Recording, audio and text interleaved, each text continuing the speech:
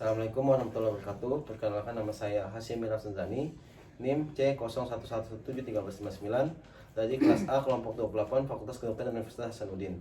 Jadi pada kesempatan kali ini sini saya akan membuat video skill penanganan fraktur dan dislokasi pada bagian ekstremitas atas. Ya, baik. Jadi sebelum saya melakukan tindakan di sini saya harus mempersiapkan alat-alat terlebih dahulu. Yang pertama di sini ada dua spalak atau kain bidai. Lalu di sini ada kain mitella. Lalu di sini ada kasa steril. Lalu di sini ada perban elastis dan plester. Jadi di sini saya akan melakukan primary survey dan secondary survey terlebih dahulu. Baik, setelah saya melakukan primary survey, di sini saya akan melakukan secondary survey, di mana yang pertama di sini saya akan melakukan inspeksi terlebih dahulu pada bagian ekstremitas bagian atas atau superior. Ya, jadi di sini yang pertama di sini saya akan melihat apakah di sini ada tanda-tanda deformitas, apakah di sini ada swelling atau ada kemerahan. Nah, selanjutnya di sini saya akan melakukan palpasi, di mana di sini saya akan meraba pada bagian ekstremitas superior pasien. Di sini saya lihat ekspresi dari wajah pasien apakah mengalami nyeri tekan atau tidak. Baik, setelah saya melakukan secondary survey, di sini saya akan melakukan menilai bagaimana neurovaskular vaskular distal dari pasien. Jadi berdasarkan kasus, pasien mengalami fraktur pada humerus pada bagian ekstremitas superior sebelah kiri. Jadi di sini yang pertama saya menilai dulu dari neurovaskularisasi distal, yaitu di sini saya meraba dari arteri radialis ya.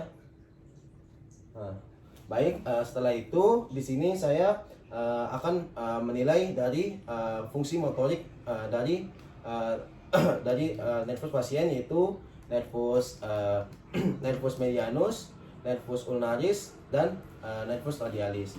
Jadi yang pertama di sini saya akan mengecek pada nervus medianus ya. Tapi Pak, bisa kita seperti begini Pak, lambang oke sign.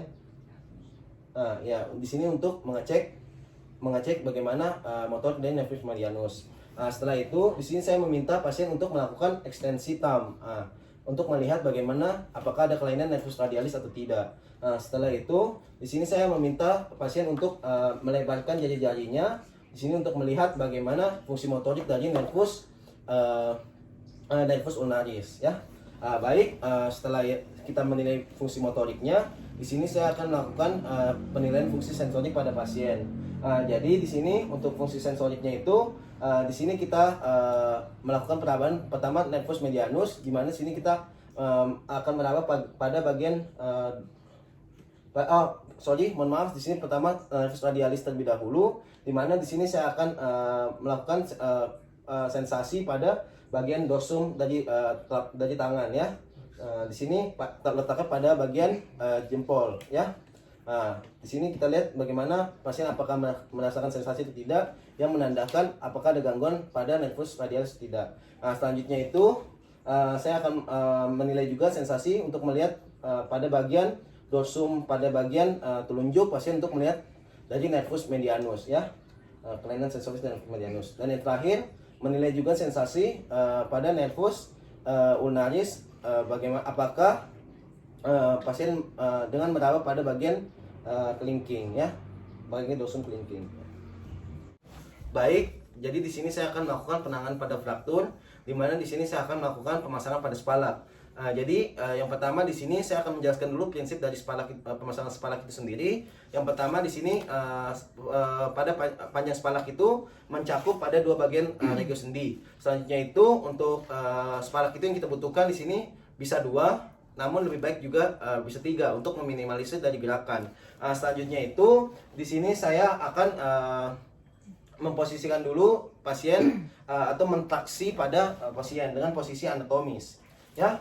Setelah itu di sini saya meminta bantuan di sini saya meminta bantuan satu penolong, di mana sebelumnya itu di sini saya akan memfiksasi dulu pada bagian elbow pasien untuk mencegah meminimalisir dari gerakan dari tangan pasien ya, dengan memegang pada bagian siku lalu mengangkatnya ke atas. Setelah itu di sini saya meminta bantuan satu penolong untuk memasang spalak ya.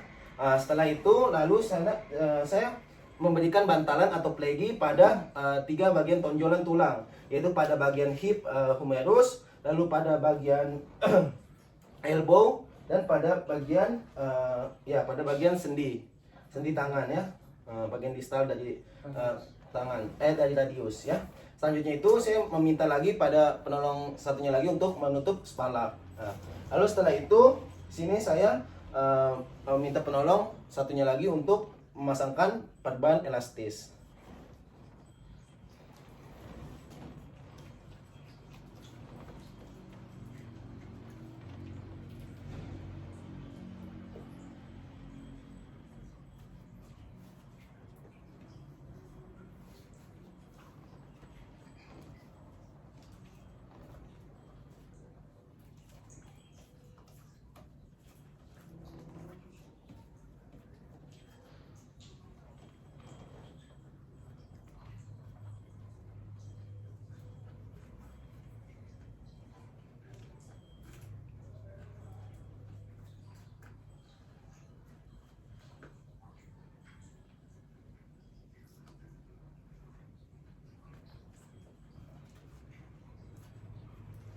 Ya. Contohnya seperti ini. Baik, jadi setelah kita pasang seperti ini atau pasang spalak, lalu kita evaluasi kembali bagaimana neurovascularisasi distal pada pasien itu dengan menambah arteri radialis. Setelah itu kita mengecek bagaimana motorik dan sensorik dari pasien.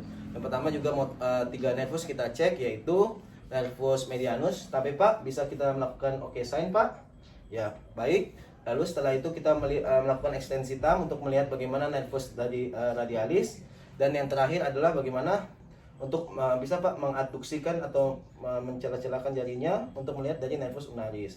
Jadi selanjutnya itu di sini saya akan menilai kembali dari fungsi sensoris dari nervus medianus, radialis, dan ulnaris. Yang pertama adalah nervus radialis terlebih dahulu, di mana di sini kita menambah pada bagian wave space pada bagian dorsum, yaitu dimana kita memberikan sentuhan untuk melihat kita apakah pasien mengalami merasakan sensasi atau tidak. Selanjutnya itu nervus pada nervus medianus pada bagian telunjuk ya, dan yang terakhir adalah nervus ulnaris ya pada bagian dorsum kelingking. Baik, jadi selanjutnya di sini saya akan melakukan penanganan pada fraktur klavikula pada bagian ekstremitas superior sebelah kanan. Ya. Jadi yang pertama di sini saya akan mempersiapkan yaitu kain mitela, di mana kain mitela ini saya bentuk dengan membentuk sudut 45 derajat pada ujung-ujungnya, yang nantinya pada kedua ujungnya ini akan diikatkan ya. Nah, selanjutnya itu membentuk juga sudut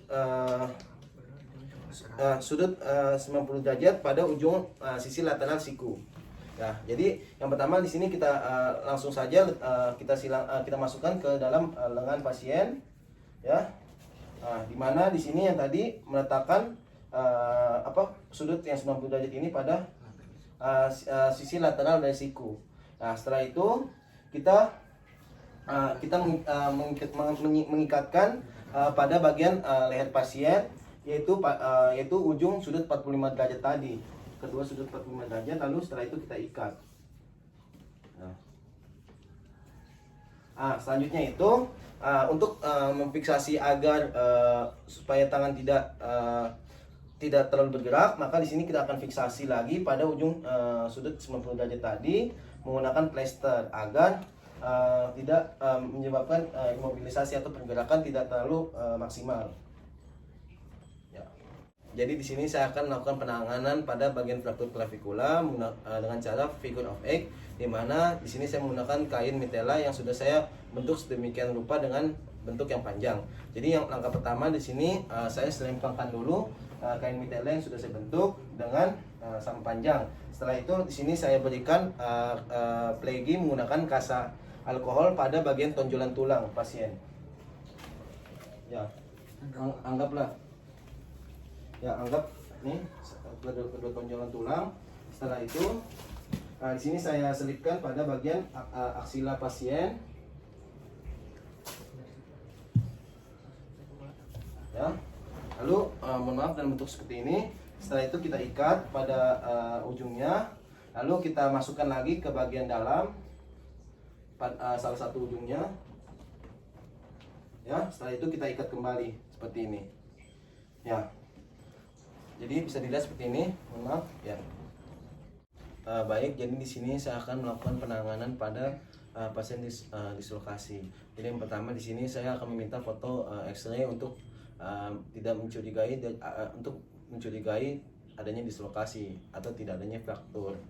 Selanjutnya di sini saya akan melakukan memberikan obat analgesik dan sedatif untuk merelaksasi dari otot-otot. Selanjutnya berdasarkan kasus pasien mengalami glenoid humeral anterior, di mana dengan deformitasnya adalah adduksi dan